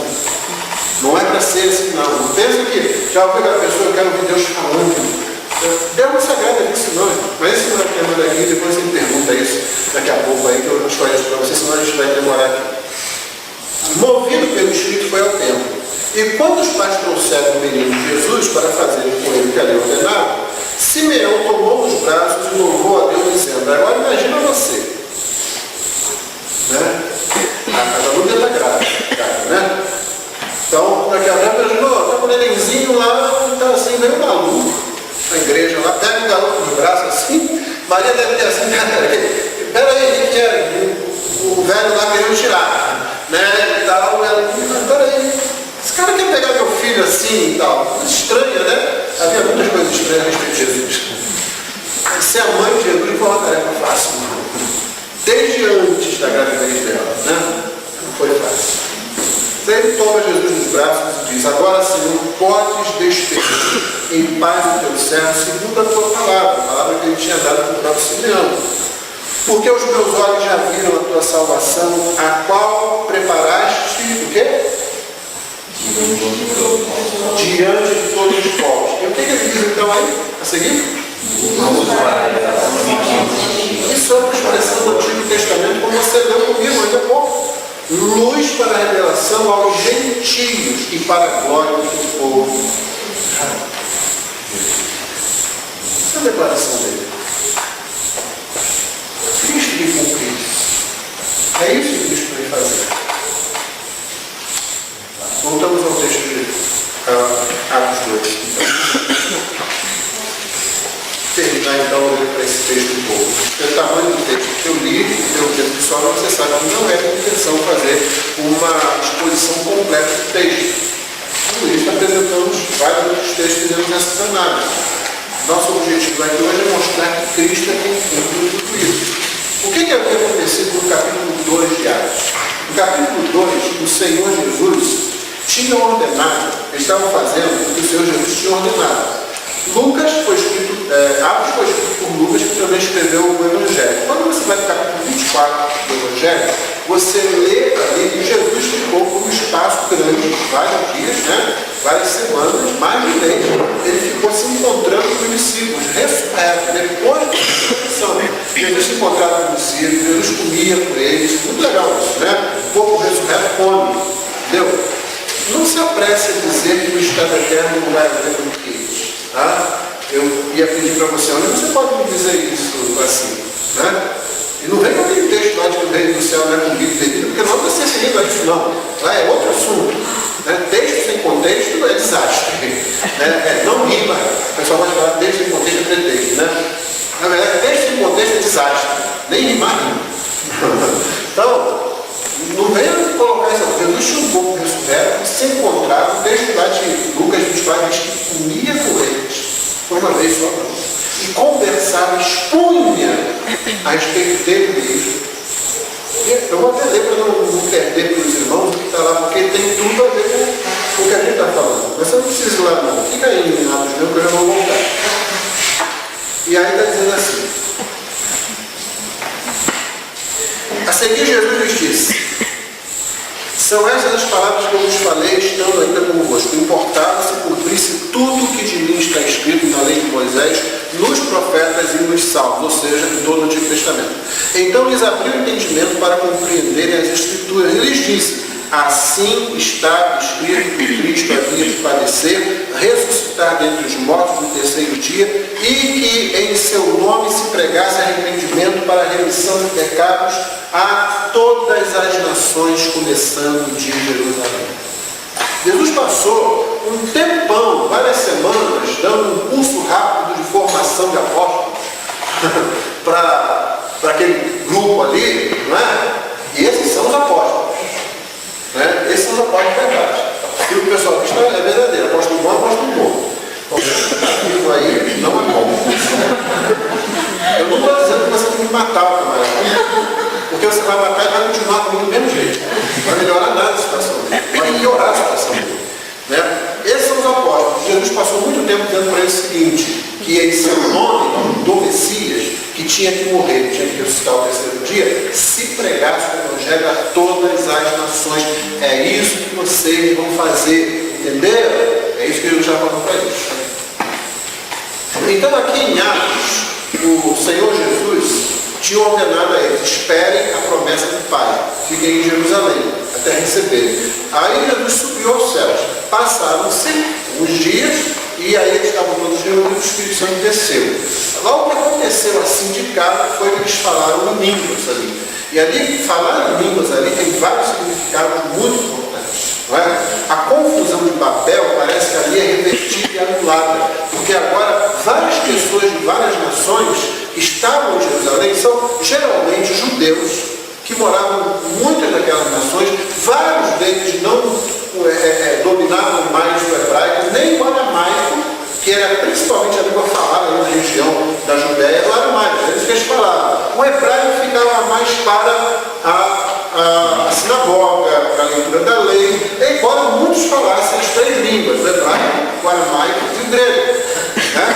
Mas muitos que vinham de fora falavam somente a sua língua, ou talvez o grego. Mas mesmo que eles falassem o hebraico, é significativo que quando os Espíritos descem, as pessoas começam a falar em línguas existentes, em línguas de outros povos, e isso choca o pessoal, choca por duas razões. Primeiro, que a mensagem do Evangelho é falada numa língua que não é a língua de Israel. Isso é importante. Não é a língua de Israel. São as nações ouvindo na sua própria língua. Por isso que eles falaram. Não é? A segunda coisa é aquilo que Paulo fala lá em 1 Coríntios. A língua é um sinal para o incrédulo. E aí Paulo lá em Coríntios, na primeira carta de Coríntios, quando ele está tratando disso, ele cita Isaías. Quando Deus fala assim: eu vou falar a vocês por povos de outras línguas. Qual era o contexto lá em Isaías? Talvez você não se lembre, então vamos lembrar qual era. O contexto de Isaías é o seguinte: seguinte: Deus está mandando seus profetas. E Israel está dizendo: queremos ouvir. Deus manda o seu profeta, e no texto de Isaías, que Paulo está citando, no contexto ali, lá em Isaías, é usado um trocadilho. Está dizendo assim: quando eu mando os profetas para vocês falam assim, esse pessoal só fala mimimi. Essa é a tradução que você. Essa tradução está muito boa, entendeu? É exatamente isso. Literalmente o texto seria traduzido assim: esses profetas só falam linguagem de criança, tati-bitati, essas coisinhas assim. Por isso hoje a gente falaria, né? Quando vê esses profetas aí, não está falando nada.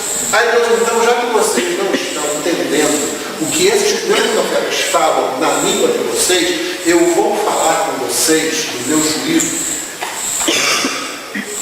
por outros povos. E Deus fez isso. Deus trouxe outros povos às portas de Jerusalém e eles ouviram uma linguagem que não era a linguagem deles.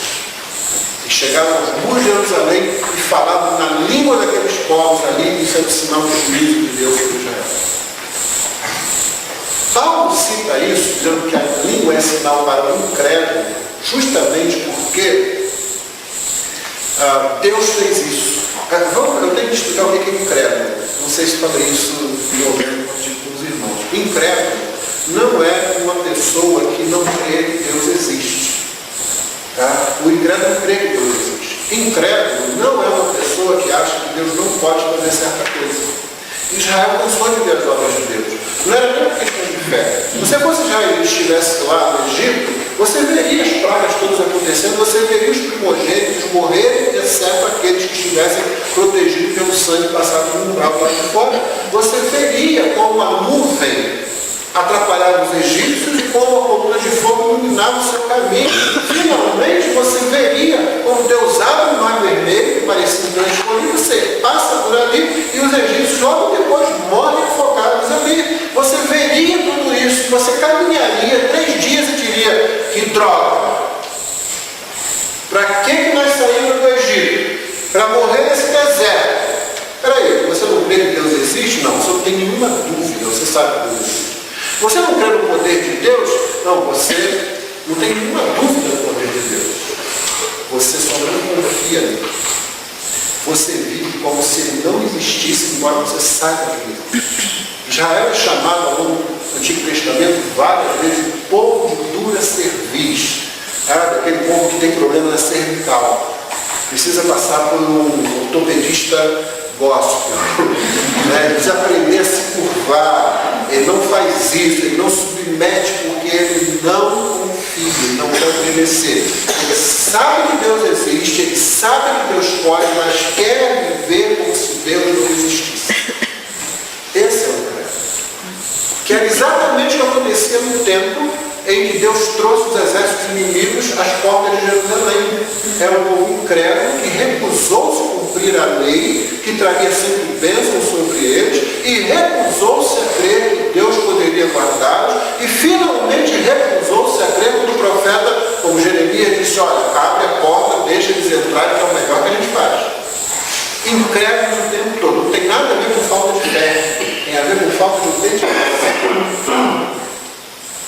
As línguas são um sinal para os incrédulos, porque você imagina o que aconteceu com os fariseus, principalmente os líderes judaicos. Eles estão em Jerusalém e de repente um burburinho alvoroço. O que é isso que está acontecendo? O que está acontecendo? Eu estou ouvindo um traço estranho aí. Que língua é essa? Não, isso é o que eles falam, é latim, eles falam isso em Roma, isso é Síria, eles falam isso lá. Em Antioquia, da Síria, esse monte de inimigos está onde? Dentro de Jerusalém. Se algum deles tivesse lembrado do texto de Isaías, ele ia começar a tremer. Peraí, língua estranha aqui dentro. Língua estranha significa juízo. Significa juízo. É sinal para os incrédulos.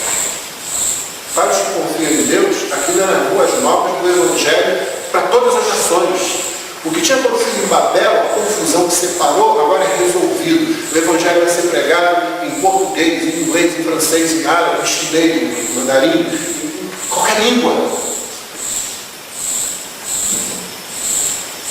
E ali começa o julgamento final de Israel, que culmina uns 40 anos depois, quando as tropas de Tito acabam e arrasam com o templo e com Jerusalém.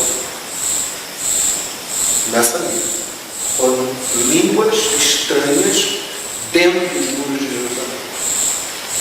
Então não fiquemos tão entusiasmados por línguas, não. É sinal do juízo, é sinal do incrédulo. Profecia é o sinal dos filhos. Esse Paulo não é. Esse é o quadro. Pedro se levanta e tinha uma turma lá que ficou naturalmente confusa com isso. E ficou confuso também porque eles também não estavam levando muito a sério. Esse pessoal está bêbado. Aí isso dá um ensejo para Pedro de pegar a sua palavra. E o que ele faz? Ele lê Joel. Na verdade, ele recita Joel. Né? Esse pessoal não está bêbado, não. Vou chamar a atenção de vocês. Nota que o texto falou, Pedro começou a adverti-los. A mensagem, é sempre uma advertência para as pessoas. Presta atenção. Olha, enxerga direito, troca os óculos para que você veja corretamente o que está acontecendo aqui. Não tem que ser bêbado, ainda mais às 9 da manhã. O que está acontecendo aqui é que Deus está inaugurando os últimos dias. Está se cumprindo o que Ele falou através do profeta Joel. Eu estou derramando o meu Espírito naqueles dias. Velhos, novos, jovens, todo mundo vai profetizar. E você notou que tem um tom de juízo, né? Porque a lua, o sol, as estrelas, vai ficar tudo abalado. Porque vai. O juízo de Deus também segue com a mensagem de Deus. Lembra? Cheiro de vida, cheiro de morte. Não é?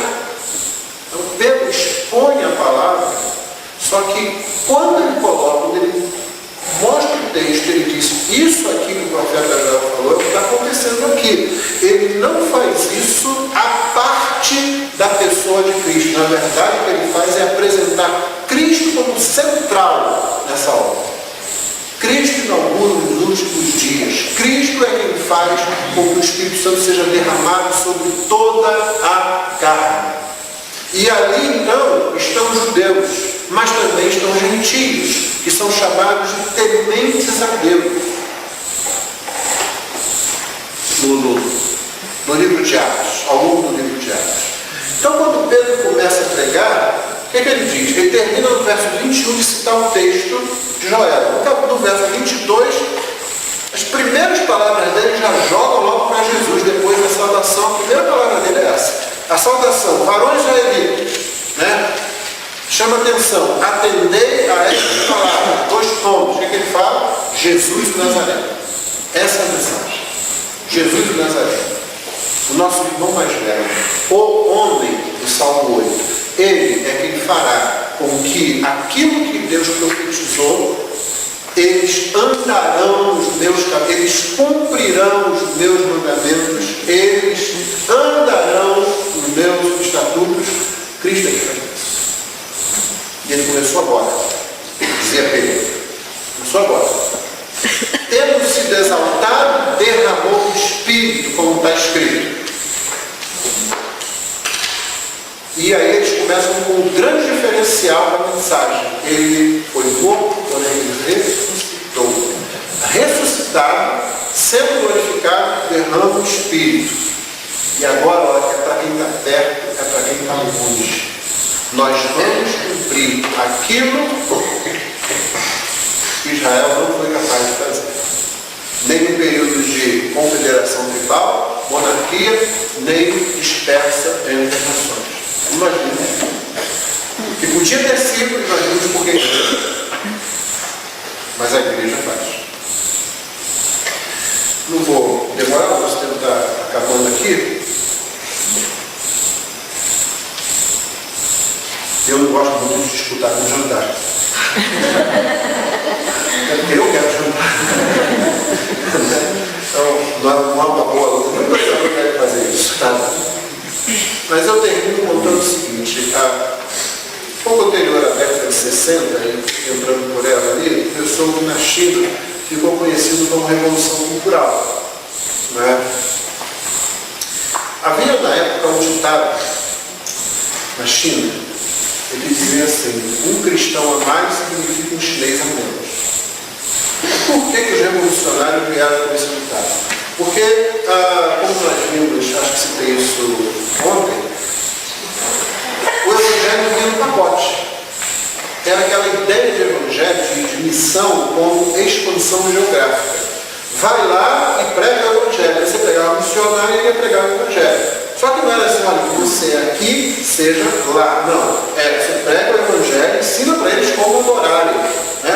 Aí o missionário chegava lá, pregava o evangelho e dizia: troca sua roupa.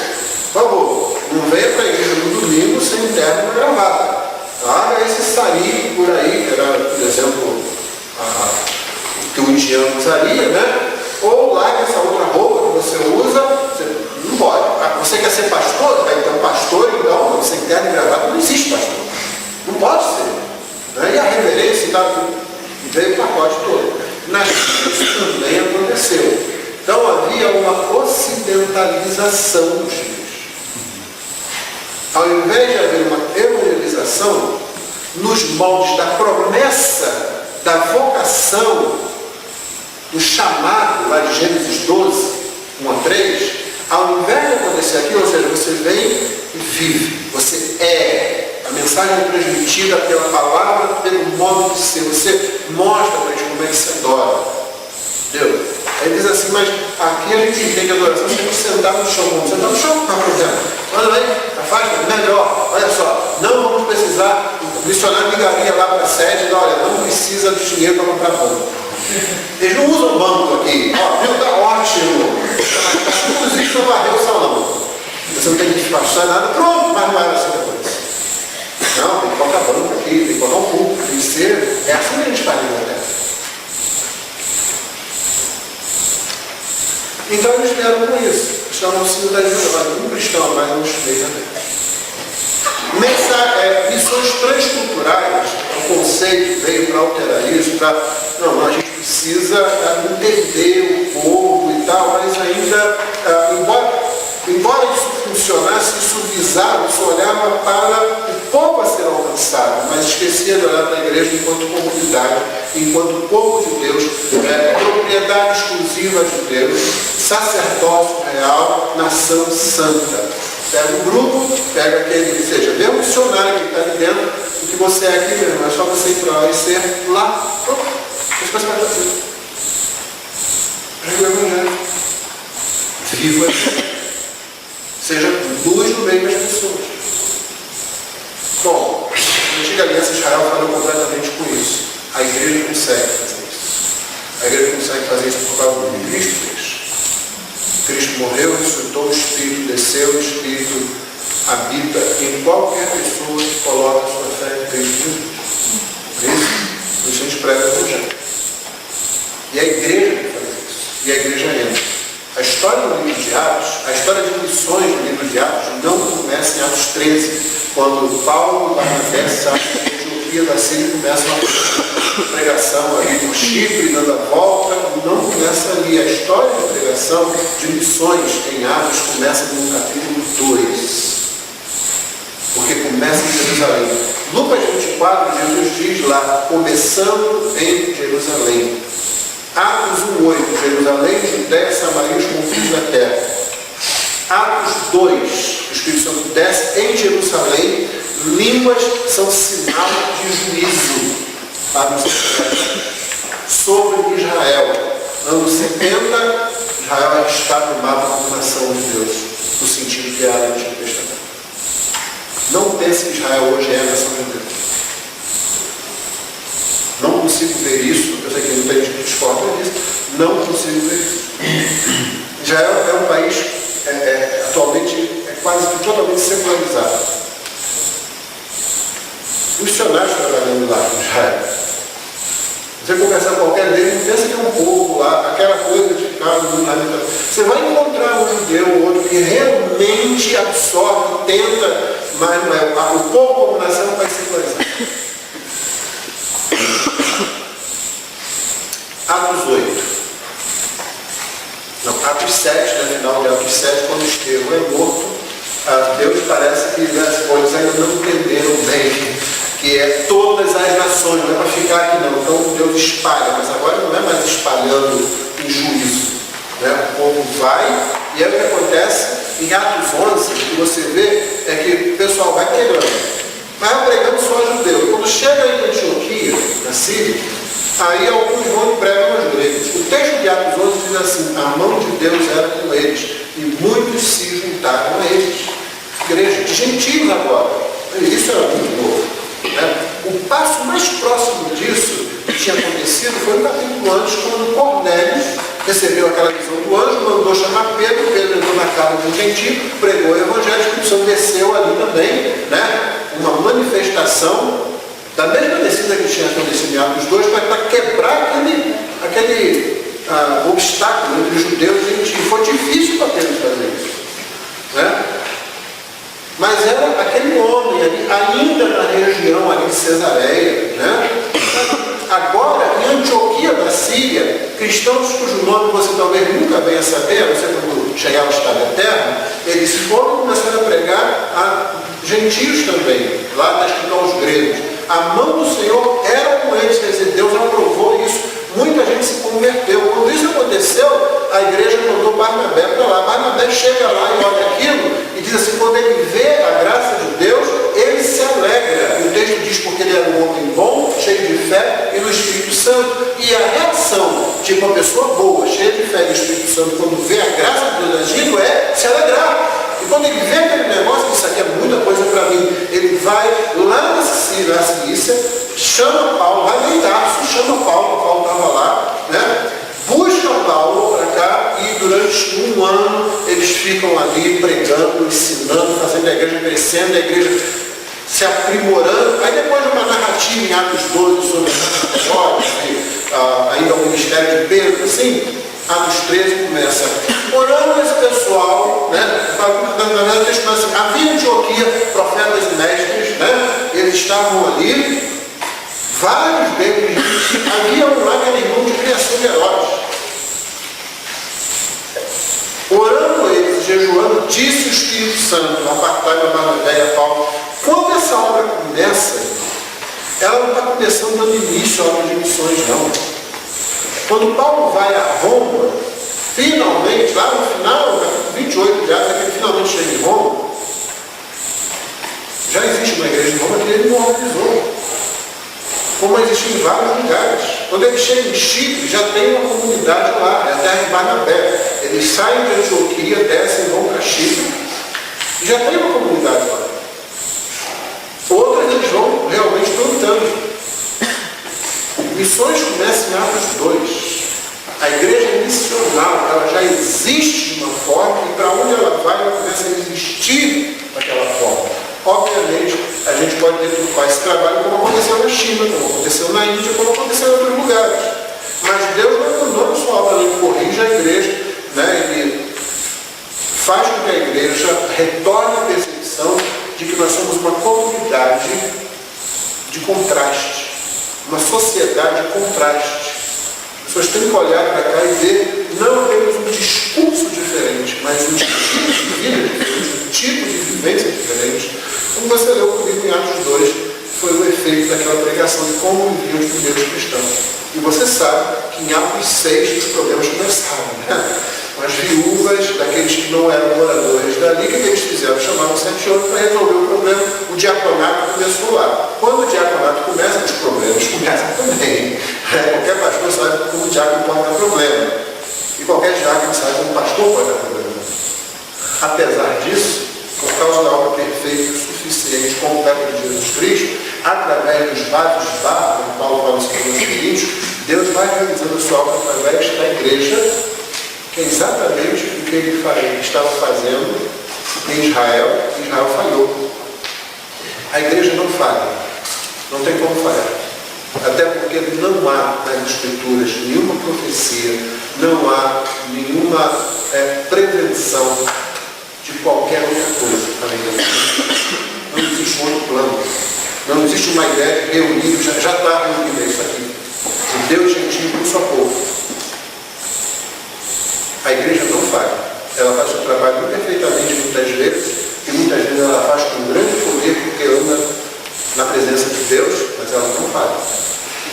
avançando e ela vai fazer a obra. E nós respondamos a esse chamamento, nos apresentando a Deus. Nós sejamos os agentes para que a igreja se fortaleça, cumpra a sua finalidade, pregue o Evangelho, né? Viva o Evangelho no meio das nações, aqui onde a gente está, aonde a gente mandar um missionário, que ele faça lá o que ele faz aqui, com aqueles ajustes que nós já comentamos, aquelas adaptações que são necessárias muitas vezes, mas é isso que ele vai fazer. Nossos filhos e filhas, nossas crianças, eles não têm que aprender a decorar uma listagem de comportamento no templo. Eles têm que aprender a olhar para o papai, para a mamãe, para o pastor, para o presbítero, para as pessoas na igreja e olhar e ver, é assim que a gente vive. E ele incorpora isso, começa a viver desse jeito. É uma comunidade alternativa, é uma sociedade de contraste em relação ao mundo. É luz de Deus no meio das nações, para que Deus ajunte todas as nações, como ele disse que faria, e as nações reflitam a sua glória, como vai acontecer no estado eterno. Deus abençoe.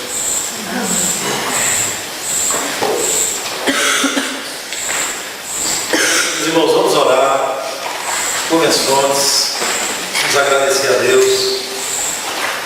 Senhor Deus, nós te agradecemos pela tua multiforme graça.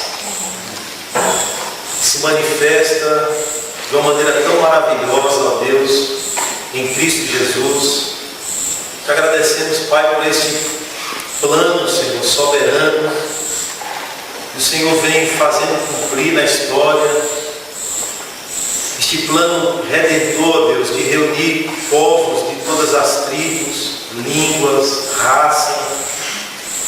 Este povo, ó Deus, que reunidos, ó Deus, debaixo deste sumo pastor que é Cristo. Este povo que tem sido alcançado, Senhor, para cumprir o teu propósito. Nós queremos te agradecer, ó Deus, porque somos participantes deste plano. Somos alcançados, ó Deus, por essa tão grande salvação. E temos desfrutado da tua graça, da tua bondade, Senhor, da obra perfeita de Jesus Cristo que tu tens aplicado, ó Deus, na vida de pecadores como nós. E quando tu olhas para cada um de nós, ó Deus, tu vê Cristo, ó Deus, cobrindo as nossas imperfeições, a justiça dele, porque ele foi feito da parte do Senhor a nós justiça, santidade, redenção e sabedoria. De modo que em Cristo nós somos completos, Senhor. Em Cristo, ó Deus, nós somos completos e em Cristo nós, ó Deus, somos chamados, Senhor, como teus filhos, e como os teus filhos somos chamados a viver, ó Deus. Que teu amor nos constranja, Pai, a viver assim.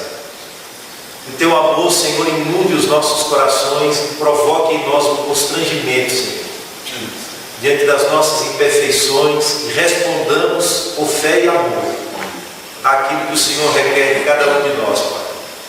Desconstrua em nós, ó Deus, desarme em nós o legalismo que é tão forte, Senhor. Porque, embora compreendendo, Senhor, a justificação como doutrina, ainda lutamos, ó Deus, pela nossa injustiça, pela nossa justiça, querer colocá-la diante da mesa, mas que o Senhor nos desarme, Senhor. Faça-nos ver que é graça, e nos faça depender do Senhor em todos os momentos da caminhada cristã, com a igreja, com os desafios que vêm. Nos faça, ó Deus, depender do Senhor, porque, como diz a Escritura, aquele que não poupou o seu próprio Filho, antes por todos nós o entregou, antes por meio dele nos dará todas as coisas. De modo, Senhor, que nada, ó Deus, nem a morte, nem a vida, nem anjos, nem principados, nem presente, nem porvir, nada nesse mundo poderá nos separar do teu amor que é revelado em Cristo Jesus. E é este amor que nós pedimos, Senhor, que inunde os nossos corações, porque tu nos amaste primeiro, Senhor. E que este amor, como nos amou primeiro, este mesmo amor atue em nós para amarmos a Ti sobre todas as coisas. Amém. E ao próximo como a Ti mesmo, Senhor. Este amor, Deus, tão prático, este amor sacrificial, este amor, ó Deus, que nos faz negar, ó Deus, muitas coisas e nos identificar com Cristo neste mundo. Amém. Deus, nós pedimos, abençoe aqueles, ó Deus, que já foram enviados para viver como cristãos em outras nações.